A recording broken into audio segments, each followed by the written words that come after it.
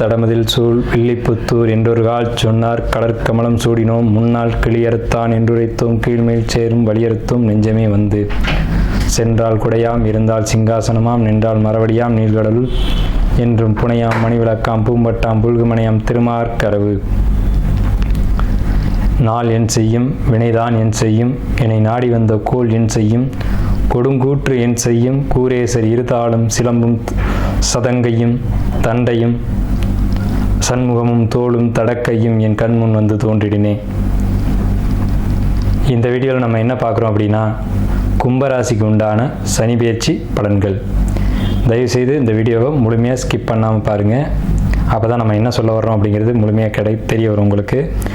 அதே மாதிரி உங்களுடைய பொன்னான நேரத்தை இதுக்கு ஒதுக்கி பார்க்குறீங்க அப்படின்றப்போ உங்களுக்கு ஜோதிடம் சம்மந்தப்பட்ட தகவல்களும் ஆன்மீகம் சம்மந்தமான தகவல்களும் உங்கள் வாழ்க்கையை முன்னேற்றத்துக்கான ஒரு வழிவகையான ஜோதிடமும் பரிகாரங்களும் நம்ம வழங்கிட்டு வர்றோம். இந்த சேனல் நீங்கள் சப்ஸ்கிரைப் பண்ணுங்கள். இது மூலமாக உங்களுடைய வாழ்க்கை பிரகாசமாகட்டும் அப்படின்னு கேட்டுக்கிட்டு உங்களுடைய பொன்னான நேரத்தை ஒதுக்கி இந்த வீடியோ முழுமையாக பாருங்கள் அப்படிங்கிற ஒரு விண்ணப்பத்தோடு நம்ம வீடியோக்குள்ளே போகலாம். கும்பராசிக்கு உண்டான சனிப்பெயர்ச்சி பலன்கள் 2025 முதல் 2027 வரை. அது சனிப்பெயர்ச்சி எப்போ அப்படின்னு பார்த்தீங்கன்னா 2025 மார்ச் மாதம் 29ஆம் தேதி அன்றைக்கு இரவு மணி 9:44. சரியான தமிழ் அப்படின்னு பார்க்கும்போது குரோதி வருஷம் கடைசி மாதமான பங்குனி மாதம் 15ஆம் தேதி இரவு மணி 9:44 பயிற்சி ஆகுது. இந்த பேச்சில் நம்ம என்ன சார் பண்ணலாம், என்ன பண்ணால் நமக்கு யோகத்தை கொடுக்கும் அப்படின்ற ஒரு எதிர்பார்ப்பு உங்கள்கிட்ட இருக்கலாம். அதுக்கான விஷயத்தை நம்ம சொல்கிறோம்.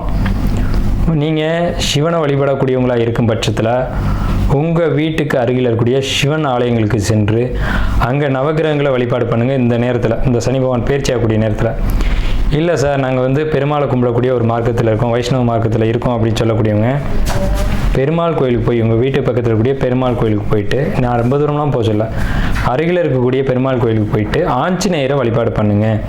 ஏன்னா சனி பகவானுடைய ஒரு கட்ட அவிழ்த்தவரே ஆஞ்சநேயர் தான். அவரால் சனி பகவானுடைய ஆதிக்கத்தை குறைக்க முடியும். அவர் கொடுக்க வேண்டிய நல்லது கெட்டதை இவர் சரி செய்ய முடியுன்ற ஒரு கணக்கு இயற்கையில் இருக்குது. ஸோ இப்படிப்பட்ட இந்த கும்பராசிக்காரங்களுடைய குணங்கள் எப்படி இருக்கும் அப்படின்றத முதல்ல பார்ப்போம்.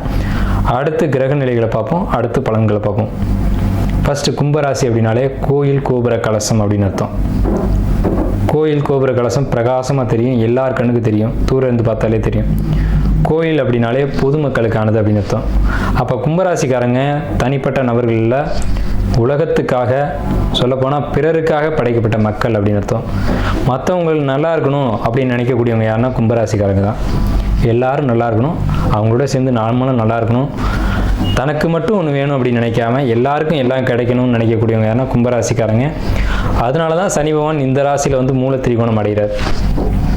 ஸோ அப்பேற்பட்ட உயர்வான குணங்களை படைத்தவங்க கும்பராசிக்காரங்க. அதனால தான் கும்பம் கோயில் கோபுரத்துக்கு மேலே கலசமாக இருக்குது. அந்த கும்பம் எங்கே இருக்குது பார்த்தீங்களா?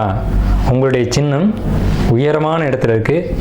அப்போ உங்களுக்கும் பிரபஞ்சத்துக்குமான ஒரு தொடர்பு எப்போவுமே இருந்துக்கிட்டு இருக்கும். இயற்கையில் ஒரு அமானுஷ்ய சக்தி, மந்திரம், மாந்திரிகம், தந்திரம், யந்திரம், இந்த விஷயங்கள தொடர்பு, குறி சொல்லக்கூடிய அமைப்பு, இதெல்லாம் கும்பராசிக்காரங்களுக்கு நிறையவே இருக்கும். இந்த வீடியோ ஸ்கிப் பண்ணாமல் முழுமையாக பாருங்கள். அப்போ தான் நம்ம என்ன சொல்ல வர்றோம் அப்படின்றது தெரியும். அப்போது இப்போ ஏற்பட்ட உயர்வான அமைப்புடையவங்க கும்பராசிக்காரங்க அப்படின்றத சொல்லிட்டோம். கும்பராசிக்காரங்களை முன்னாடி விட்டு பின்னாடி பார்த்தோம்னா பாம்பு நடந்து போகிற மாதிரியே இருக்கும்.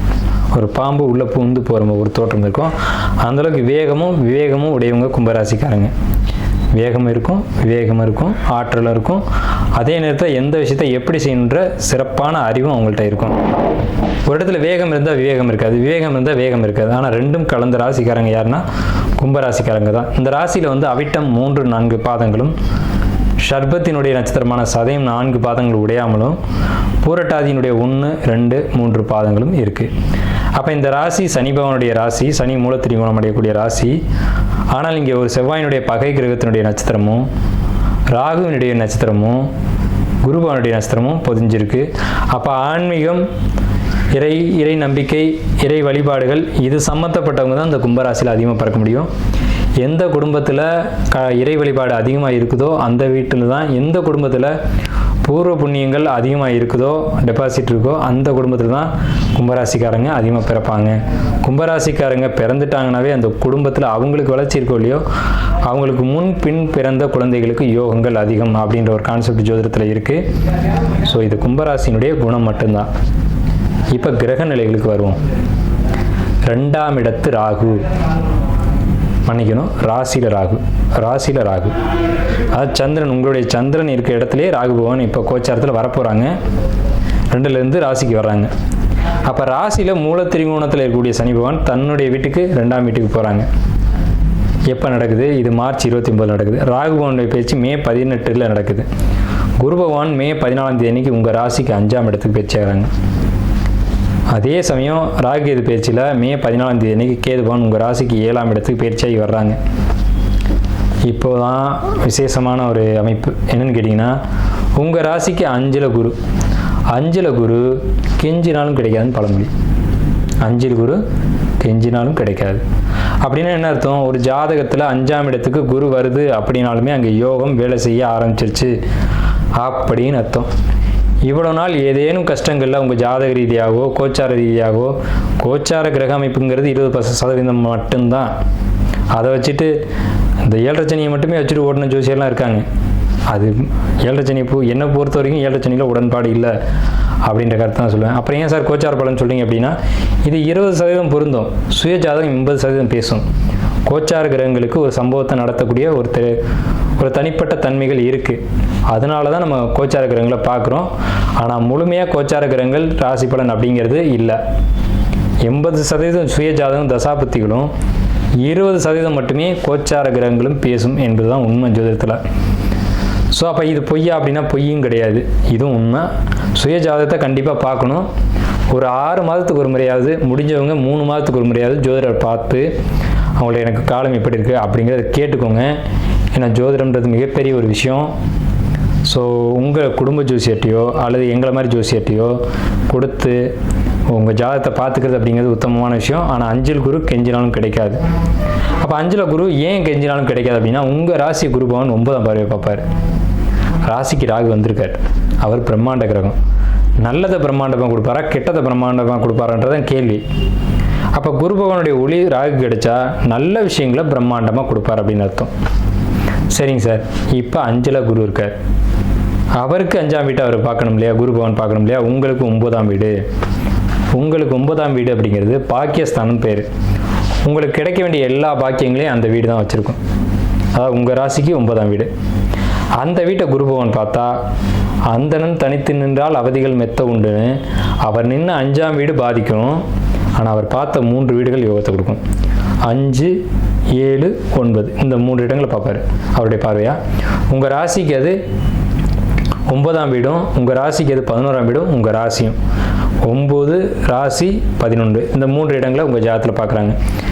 அட் த சேம் டைமில் உங்களுடைய 11ஆம் வீட்டை சனி பகவான் சேர்ந்து பார்ப்பார். அப்போ குருவும் சனியும் சேர்ந்து ஒரு பாவத்தை, உங்களுடைய 11ஆம் பாவத்தை பார்க்குறாங்களே, இதில் என்ன மைனஸ் என்ன ப்ளஸ் அப்படிங்கிறத நீங்கள் தெரிஞ்சுக்கணும். அதை தெரிஞ்சுக்கிட்டால் தான் வாழ்க்கையை வந்து சிறப்பாக நீங்கள் பயணிக்க முடியும். அப்படிங்கிறனால தான் நம்ம சொல்கிறோம். சேமிப்பு, வரவு, பொருளாதாரம் இதை பொறுத்த வரைக்கும் ரொம்ப சிறப்பான காலகட்டம். உடல் நலம், ஆரோக்கியம், அண்ணன் தம்பி சகோதர உறவுகள், சித்தப்பா பெரியப்பா உறவுகள், இதுகளை பொறுத்த வரைக்கும் இவங்களுடைய சப்போர்ட் கிடைக்கின்ற காலகட்டம். குழந்தைகளுடைய ஒரு ஆதரவாக இருக்கட்டும், பெரியவங்களுடைய ஆதரவாக இருக்கட்டும், உற்றார் உறவினருடைய ஆதரவாக இருக்கட்டும், உங்களுக்கு நிறைய கிடைக்கும். இவங்களுடைய சப்போர்ட் கிடைக்கும். ஹெல்த் வைஸ் ரொம்ப பர்ஃபெக்டாக ஒரு நல்ல ஒரு முன்னேற்றம் கிடைக்கும். இப்போ வந்து உங்களுக்கு 8ஆம் இடம் சொல்லக்கூடிய இடத்துல இது நாள் வரைக்கும் பிரச்சனை இருந்தது. இனி உங்களுடைய உடம்பு வந்து பர்ஃபெக்டாக குணமாகும் அப்படிங்கிற ஒரு கான்செப்ட் இருக்குது. இது வந்து நடக்குமா நடக்காதா அப்படின்னு நீங்கள் நினச்சா கூட அது சொல்ல முடியாது. கண்டிப்பாக நடக்கும் அப்படிங்கிறத உண்மை. ஏன்னா உங்கள் ராசியை குரு பார்க்குற, ராசின்றது ஜாதகர், அவர் குருன்ற சுபகிரகத்தினோட ஒளி விழுந்துருச்சு அப்படின்னாலும் உடம்பு முழுமையாக ஆரோக்கியமாக இருக்கும் அப்படிங்கிற கான்செப்ட் இருக்குது.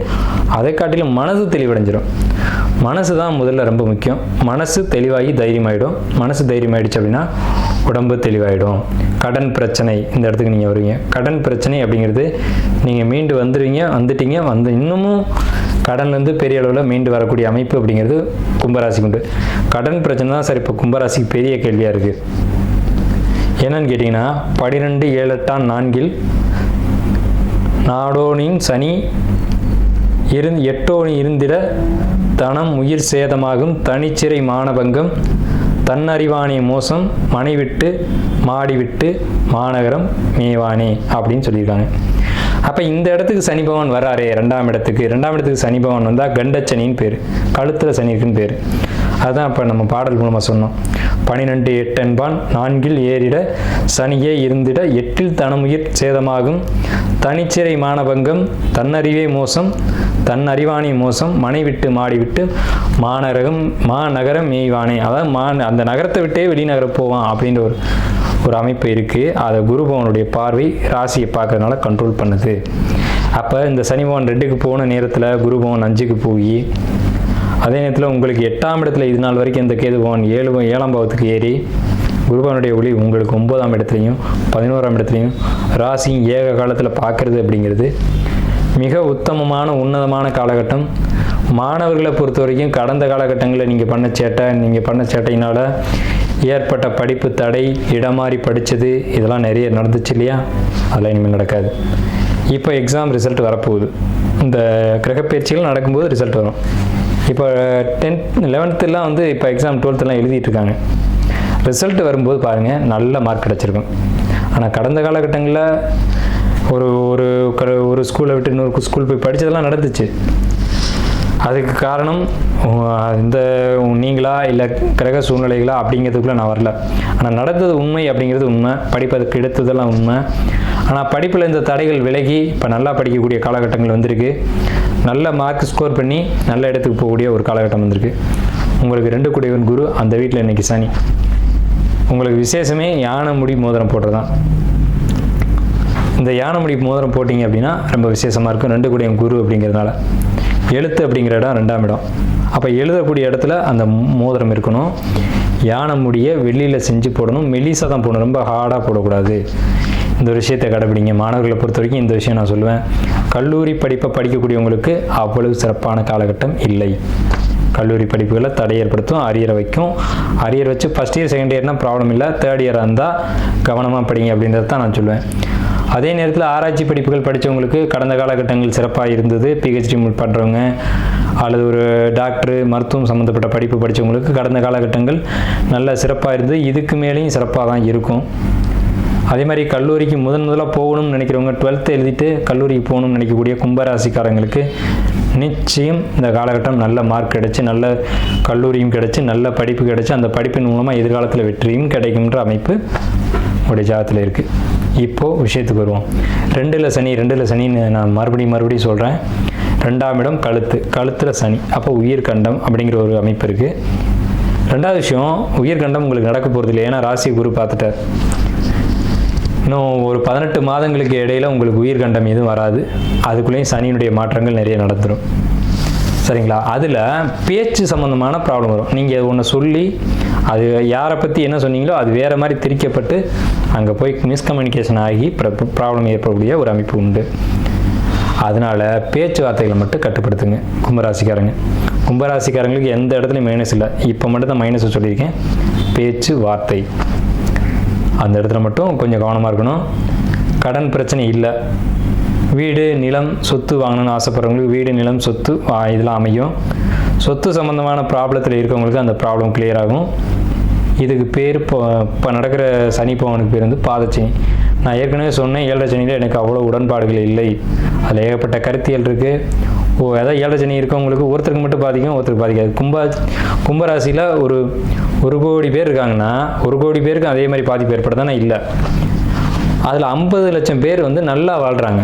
50 லட்சம் பேர் மட்டும்தான் அடி வாங்குறாங்க. அதில் பெரிய அடியும் இருக்குது, சின்ன அடியும் இருக்குது, அடியே விழுகாதவங்களும் இருக்குது. அப்போ இதில் வந்து 7ரை சனி எங்கே இருக்குன்னு நம்ம ஏற்றுக்க. அப்போ இதுக்கு பின்னாடி வேறு ஏதோ ஒரு விஷயம் இருக்குது அப்படிங்கிறத சிந்திக்கணும்.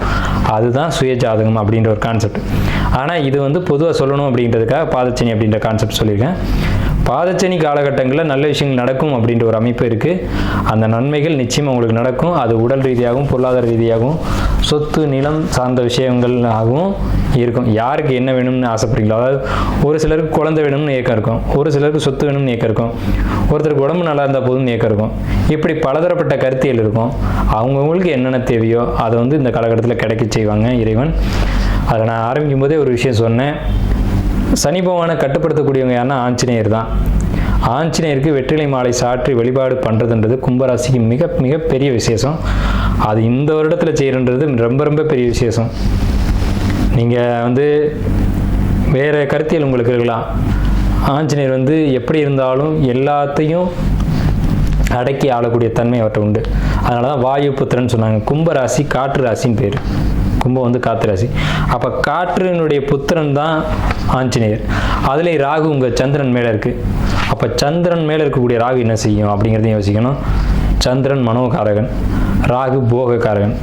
தலையில் ஏறி உட்காந்துட்டான். பேராசைகளை தூண்டி விட்டு ஆட்டி வச்சு பார்த்துட்டு ராகு பேராசைகள் தாண்டாம அடிச்சுன்னா என்ன ஆகுதுன்னு தெரியுங்களா? பேராசை மாதிரி உலகத்தில் ஒரு எதிரியே கிடையாது ஒரு மனிதனுக்கு. இரவில் விழிக்க வைக்கும், பகலில் தூங்க வைக்கும் பேராசை. புரியுதுங்களா? இரவில் விழிக்க வச்சு பகலில் தூங்க வைக்கிது பேராசைன்னா அப்போ அதுக்கு பின்னாடி மனிதன் அழிய போகிறான்னு அர்த்தம். பேராசைகள் மட்டும் ஒரு மனிதனுக்கு இருக்கக்கூடாது. பேராசைகள் இருக்கக்கூடாதுன்னு வாழ்ந்து காட்டிய ஒரு மனிதன் யாருன்னா சிரஞ்சீவியா, சப்த சிரஞ்சீவிகளில் ஒருத்தர் அனுமன். இன்னமும் அவர் வாழ்ந்து கொண்டிருக்கிறதா ஐதீகம். இன்னைக்கும் நடக்குது, இன்னைக்கும் சாட்சிகள் இருக்குது. எங்கெல்லாம் ராமாயணம் படிக்கப்படுதோ அங்கெல்லாம் ஆஞ்சநேயர் வர்றாரு. இன்னைக்கும் லைவாக நடந்துட்டு இருக்கு. அப்படிப்பட்ட பெருமை வாய்ந்த ஆஞ்சநேயரை நீங்கள் பிடிக்கணும். உங்கள் ராசி மேலே ராகு இருக்க இந்த காலகட்டத்தில், உங்கள் ராசிக்கு 2ஆம் இடத்துல சனி இருக்கக்கூடிய இந்த காலகட்டத்தில், உங்கள் ராசி மேலே ராகு இருக்க அதை குரு பார்க்கக்கூடிய இந்த காலகட்டத்தில், உங்களுக்கு 7ஆம் வீட்டில் கேது இருக்கக்கூடிய காலகட்டத்தில், கேது தான் அனுமன், ராகு தான் அனுமன், குரு தான் அனுமன், சனி தான் அனுமன். இந்த கிரகங்களை கட்டுப்படுத்தக்கூடியவர். இந்த கிரகத்துக்கு நல்ல பலன்களை கொடுக்க வைக்கிறதுக்கான அதிகாரி ஆஞ்சநேயர் தான். மொத்தத்தில் சொல்கிறேன், கும்பராசி அனுமன் வழிபாடு எடுத்துக்கோங்க. ரொம்ப ரொம்ப ரொம்ப பெரிய விசேஷம். ராமான் எங்கெல்லாம் படிக்கப்படுதோ அங்கெல்லாம் அனுமன் இருப்பார். நீங்கள் ஆஞ்சநேயர் கோயிலுக்கு கூட போக வேணாங்க, ராமான்னு சொல்லுங்கள் போதும், அந்த இடத்துல அனுமன் நிச்சயமாக இருப்பார். நம்பிக்கையோடு ராமான்னு சொல்லுங்க. உங்களால் முடிஞ்சது அப்படின்னா ஒரு கொய்யாக்காய், சின்ன காய், நல்ல காயாக இருக்கணும், அதை எடுத்து வச்சுட்டு ராமான்னு சொல்லிவிட்டு அதை நைவேத்தியமாக வச்சுருங்க. எங்கே இருந்தாலும் அந்த அனுமன் எடுத்துக்கு வராத. அதை நீங்கள் பூஜையில் வச்சுட்டு நீங்களே கூட எடுத்துக்கலாம், ஒன்றும் தப்பு இல்லை. ஆனால் கும்பராசிக்கு இந்த காலகட்டத்தில் இந்த பாதச்சனி நடக்குது அப்படின்னு சொல்லக்கூடிய காலகட்டத்தில் இந்த ராமா அப்படின்ற வார்த்தை உங்களை வாழ வைக்கும் அப்படின்றத சொல்லி கும்பராசிக்காரர்களுக்கு வாழ்த்துக்களையும் நன்றிகளையும் தெரிவித்து இந்த வீடியோவை நிறைவு செய்வோம்.